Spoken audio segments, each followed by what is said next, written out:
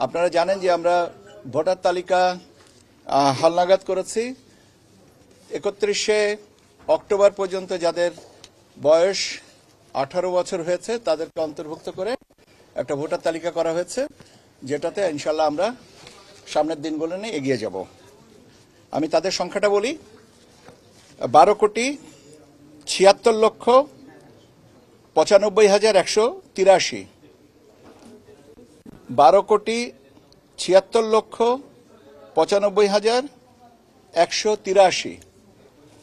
এই তারিখ পরিবর্তনের কারণে দ্যাট ইজ আমরা যে 2রা মার্চ থেকে যে ফাইনাল করেছিলাম তার থেকে আপনার অ্যাজ অন টুডে যেটা করা হয়েছে, এইটা হচ্ছে আমাদের বৃদ্ধির হার। পুরুষ ভোটারদের বৃদ্ধির হার হচ্ছে 2.29%, আর মহিলা ভোটারদের বৃদ্ধির হার হচ্ছে 4.16%। আপনাদের যদি জানতে চান যে 2রা মার্চ কত ভোটার ছিল, তাদের সংখ্যাটা ছিল হচ্ছে 12,37,32,74, যেটা আমাদের এখন দাঁড়িয়েছে 12,76,95,183।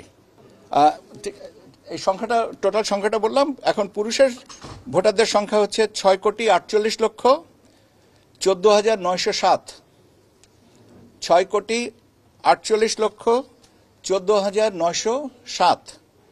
মহিলা ভোটারদের সংখ্যা হচ্ছে 6,28,79,042, 6,28,79,042। আর হিজড়া তৃতীয় লিঙ্গে 1,234, 1,234। মোট ভোটারটা হচ্ছে 12,76,95,183।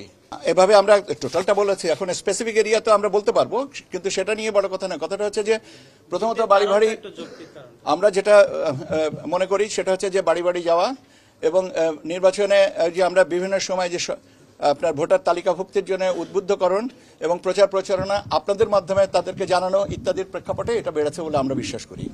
ঠিক আছে। 4.16 আপনার কাছে কেন আনইউজুয়াল মনে হচ্ছে? আমি তো বললাম যে অতীতে যারা বিমুখ ছিলেন এবার তারা এসছেন, সেটাই আর কি। বরং আমরা এটাকে একটা ভালো ইন্ডিকেটর মনে করতে পারি। কারণ হচ্ছে যে আমরা অতীতে যে গ্যাপটা যেটা ছিল সেটাকে কমেছে, এবং নারী পুরুষের ভোটার সংখ্যাটা করেছে। আনইউজুয়াল তো না, বরং এটাই হওয়া উচিত যে কমে এখন ভবিষ্যতে যদি এটা হয় তখন আমরা বলতে পারবো যে অতীতে 4.18 হয়েছে, আপনার এখন কেন কমলো বা বাড়লো।